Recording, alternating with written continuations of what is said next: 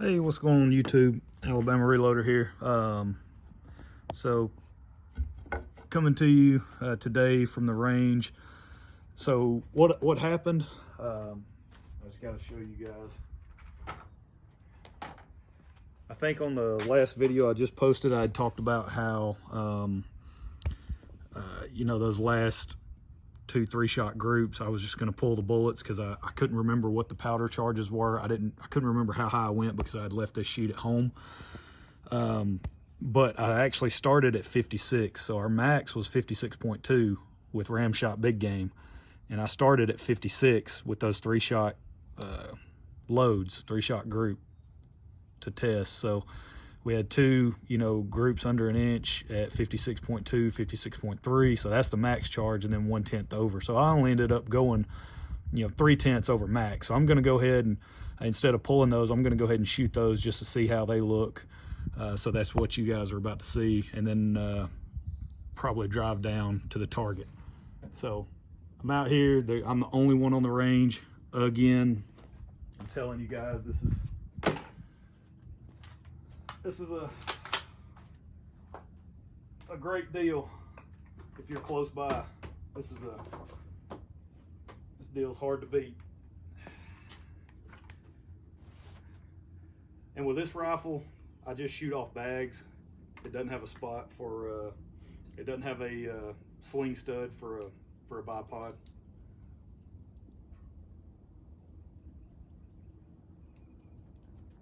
Got everything situated here. We'll see how these shoot. Who knows? They might shoot crappy. I'm kind of, now my brother's calling me. We're gonna decline your call, brother. So leave a comment below about me declining your call. But we'll see if we can, we'll see if these group halfway decent. It is pretty windy today, but I don't really care. We're just shooting at 100 yards, so you got to kind of hope the wind wouldn't impact it too much. 75 degrees. I mean, you couldn't ask for a better day to shoot. Nobody's out here. I've got 8 rounds loaded up. I loaded up 5 with the top charge that I worked up. I think it's whatever it is, 56.5. So that's 3/10 over the max charge. I'm going to shoot the 3-shot group, and then the last 2, what I plan on doing, depending on where these are impacting the target, I want to stretch it all the way out to the steel out there at 380. I'll just, it'll be a guess at how much it's going to drop. But I just want to see if I can even hit it. I'm probably going to aim more or less like a headshot on the target out there, and then see how much it drops if we impact the steel with those last 2. So that's really all we're going to do with those 2. But let's check it out.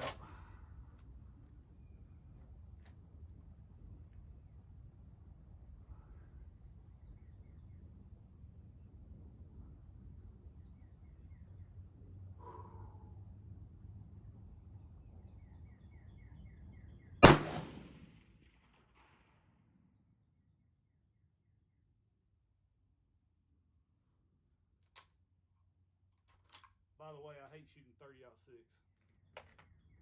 Probably one of my least favorite rounds to shoot.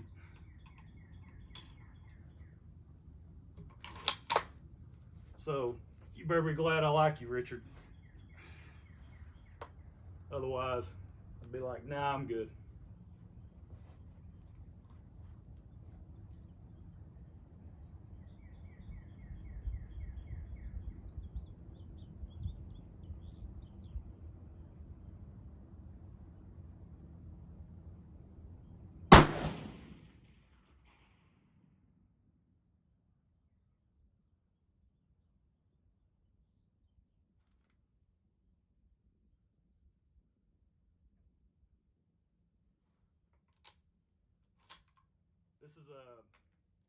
So again, this is the Ruger M77 Mark II.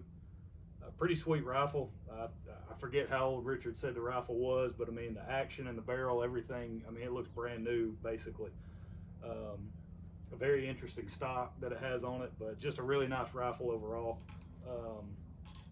The triggers, they leave a little bit to be desired. I mean, it's got a pretty heavy trigger pull. If you're used to like the adjustable triggers nowadays on a lot of rifles, if you're used to that type of stuff, then the trigger pull on this is going to be considerably, like, it's going to be heavier than what you're used to. So trying to get used to shooting this rifle and hold as tight as possible with a caliber that I'm not a fan of in terms of shooting it, and then with a little bit heavier trigger pull than I'm used to. That's the tricky part. So we're trying to hold and shoot really tight groups.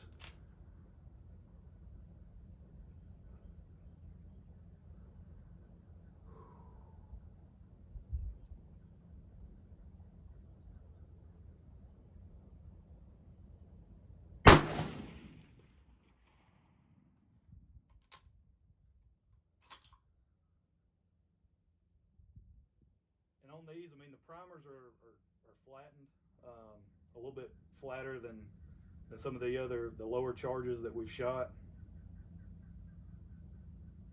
But I think we're gonna be fine. No other issues that I'm seeing. But again, because this is just a hunt and load, you know, working up, you know, toward the top end max and just a few tenths over max.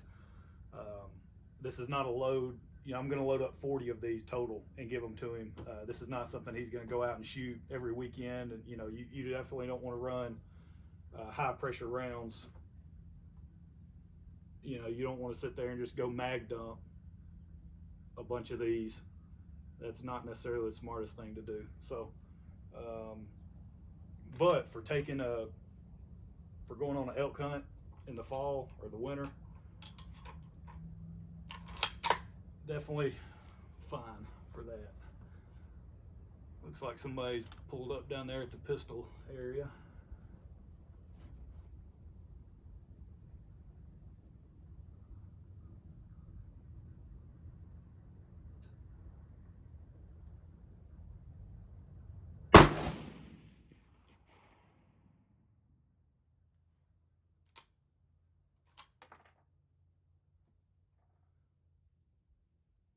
This was with the 56.5.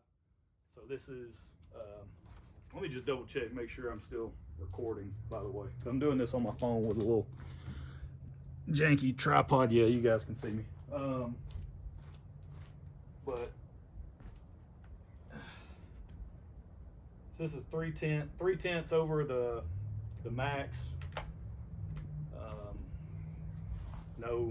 No issues. Brass looks the same as it has in the rest of the rounds. So, and with these Barnes bullets, the fact that they're solid copper, that's one thing you do have to keep in mind. So the bullet is a lot longer than your standard copper or lead-based bullet. So you just have to be careful when you're loading Barnes or any other solid copper projectile. They're going to be a lot longer bullets, so you have to remember that, with it being seated deeper down into the case. So that kind of eats into your case capacity.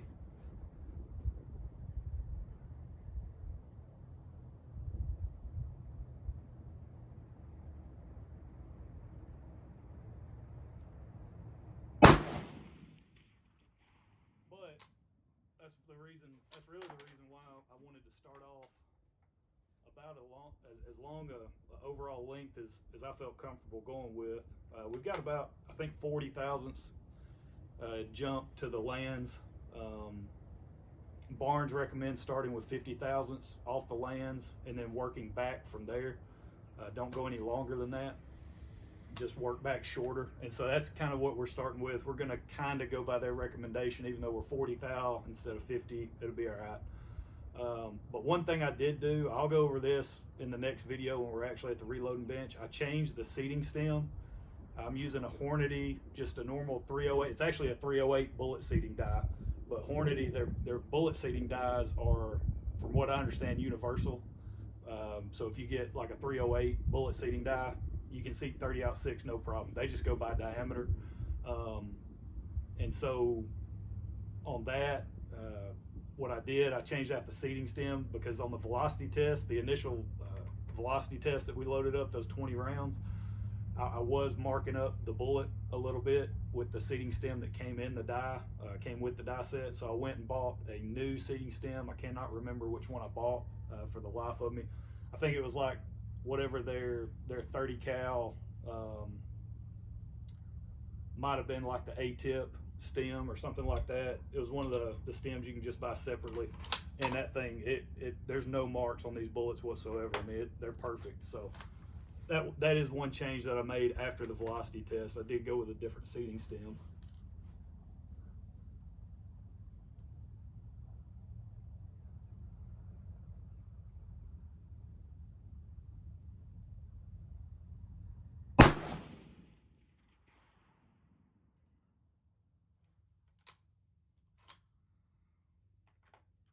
Alrighty, let's go. All right, so let's go take a walk. So here is our, so if you'll remember, these are our group 3 and 4. So that's 56.2 and 0.3. These both actually measured the exact same in terms of group size. So that's kind of our point of impact. I have not touched this rifle other than just to throw it back in the safe. Whenever I got home, I'll just go ahead and prop that guy up so that way it doesn't fall. Get my hearing protection off. So yeah, we're shooting at 100 yards.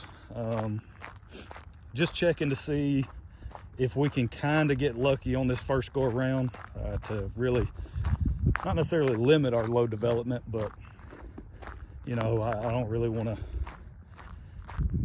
spend a ton of time on chasing group size and all that. If we can come in under an inch, those you know, that back-to-back deal, 56.2 and 0.3, that's pretty promising. That's something, you know, I could probably tweak seating depth if I wanted to, maybe go a little bit deeper, start playing around with that. But you know, I was hoping we would find something early, which I'm thankful we did. You know, at least initially it looked pretty good. So on these, so that'd be 56.4. So you can see that one's a little bit higher. That will probably come in, once you subtract bullet diameter, you're probably looking at about 1 3/4 inch, maybe a little less than that. This one's pretty good right here. That's a pretty good showing again. That's probably an inch or less right at it.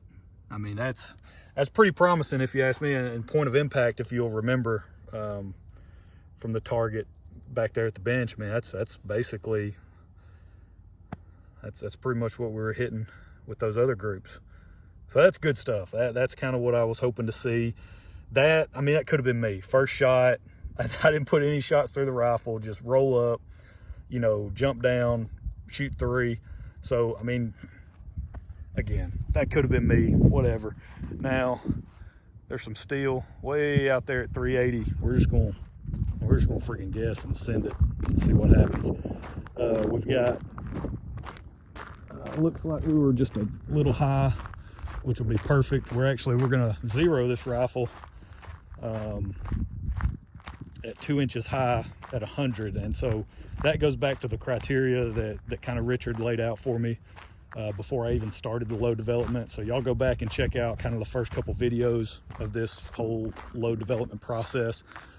And, you know, he wanted 2 inches high at 100. This is a duplex reticle on this Leupold. It's just a standard duplex reticle, so all he wants to be able to do is hold over. He just wants to hold on vitals out to 300 yards on an elk and be able to pull the trigger, which is what he's going to be able to do. Hopefully, if we can nail this load at the velocity that we need and all that, and the group size, he'll just be able to. I think if we're 2 inches high at 100, I believe. Hopefully, at the velocities that we're going to hit, it's like less than 7-inch drop at 300. So, alrighty.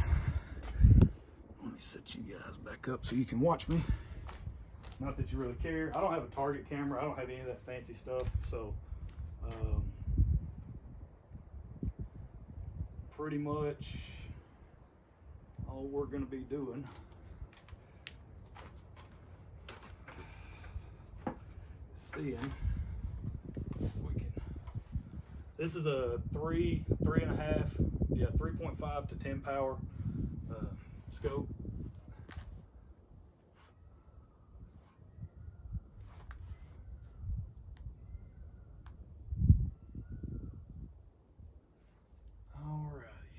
Of course,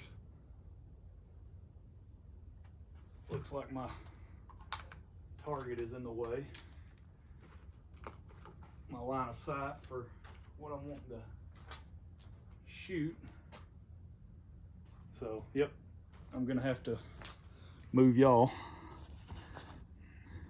So y'all come over here to the next bench. There you go.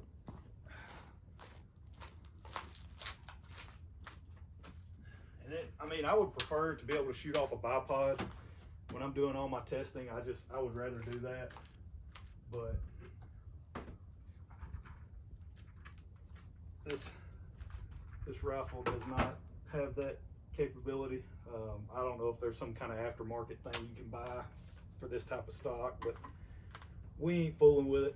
It ain't my rifle. So, alrighty.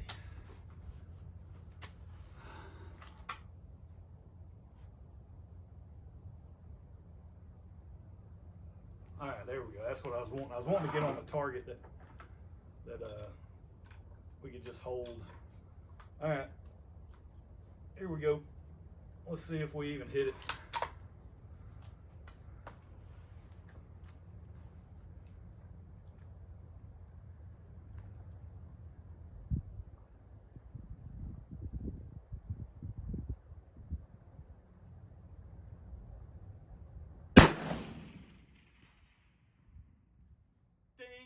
You heard it.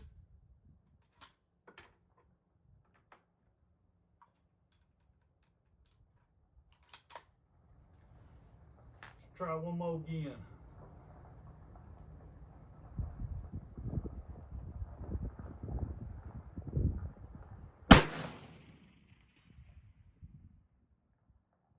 Well, I'll be, boys and girls.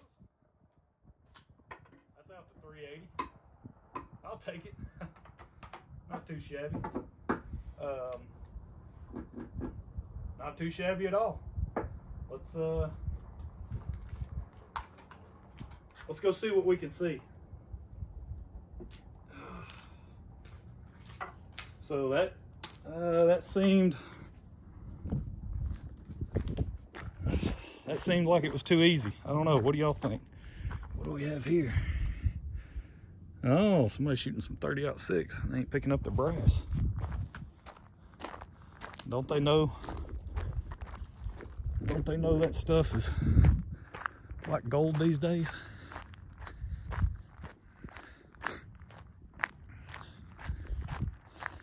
I don't know how much memory I have left on my phone too, so the video may just stop randomly. But there you go. So that was those last two. That was 56.5 grains of Ramshot big game. That's 3/10 over the max charge. I don't have that chronoed. I don't have the velocity data on that. I know we were over 2,800 feet per second up to the max charge. Well, I think it was like the last four groups or last four shots. I think when we did the velocity testing, I think we were over 2,800 if I recall correctly. So, and I could have drove down here, but I need to get some steps in. Got to be all healthy and whatnot. But yeah, just kind of, and two, I wanted to just kind of walk it and give you guys an idea. I mean, they haven't come out here and cut the grass in a little bit, but we've had a ton of rain here lately come through in the last couple of weeks. So, but they've got different, like they've got different T-posts set up throughout the range here. You can hang your own steel. You can bring your own steel targets if you wanted to. If you've got a steel rack you want to bring out here, you know, and set it up for you to shoot, hey, bring that out here and shoot. I mean, when it's dry, it's a little muddy right now, but when it's dry, I mean, there's people that pull, you know, they'll pull their vehicle out there to set up their steel targets and stuff. So it's pretty cool. I mean, it's just a really nice range in general, you know, being, I think it's like an 8-minute drive from the house. I can just run down it just like that right there. You know, I basically turned the camera on as I was getting ready to rock and roll. So whatever, you know, small amount of setup time that it took me to get my target put out and get all my stuff out of the vehicle, I mean, we're at 20 minutes, and I've been talking to you guys for part of that. So if I would have just sat down, shot them, and wasn't even full with videoing, then, you know, I'd have been done a lot quicker. Now it's only 8 shots, but you know, that's one of the benefits, something like that, something that's not necessarily quantifiable when you go to say, hey, I don't want to have to pay a range membership. But for me, you know, I messed up by not bringing my paper the other day, and I didn't realize that I was so close to the max charge. I didn't really go over it that far. And so if I would have been like, I ain't gonna shoot them, I'm gonna pull the bullets. And then I got home, looked at my paper, and I'm like, man, crap, I'm only 3/10 over. Like that shouldn't be a problem. I didn't see any issues or reasons to worry, so I could have just pushed it higher, but I didn't. And so if I would have, you know, not been a member here where it's an 8-minute drive and would have had to drive an hour to the next shooting range, you know, I'd have been like, no, you can have that. I'll probably just pull the bullets, you know, because I mean, it's not worth my time just driving an hour to check the results on 6 shots and then drive back. But with this, you know, 8-minute drive down the road, 20 minutes at the range, mostly talking to y'all, and then turn around, head back home. I mean, that's so worth it in my opinion. So again, if you're local, man, you haven't jumped on this place, I don't know what your problem is. I don't know what to tell you. You need to come out here and hang out.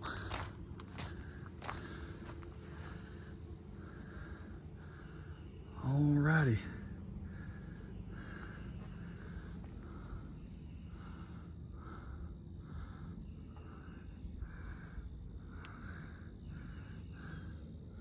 Yep, impact.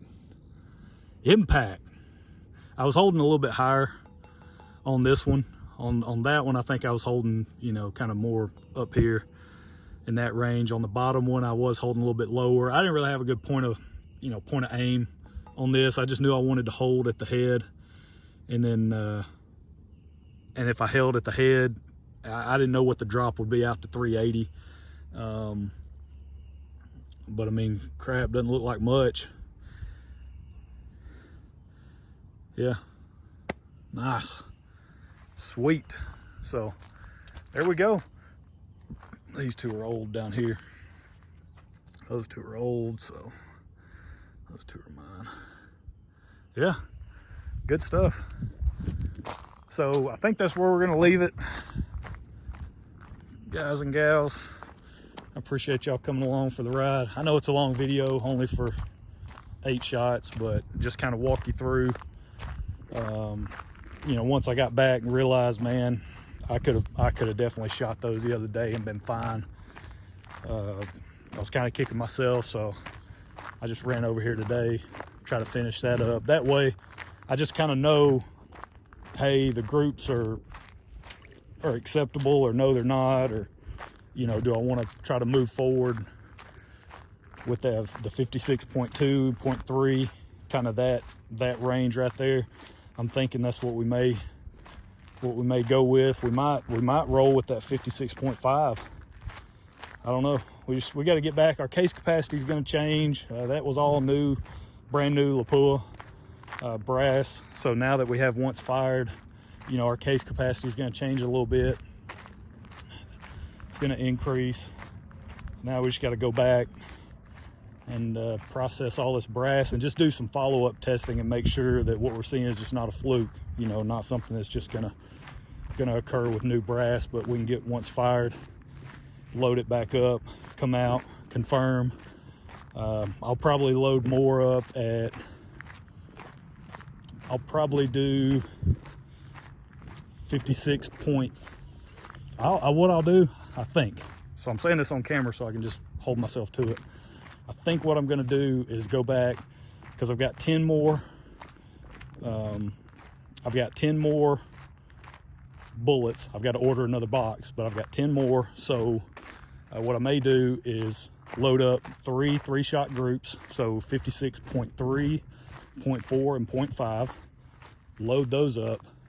So that'll be 9. And then the 10th one, we'll keep that guy as just a sider, right? We'll probably load up the 56 point,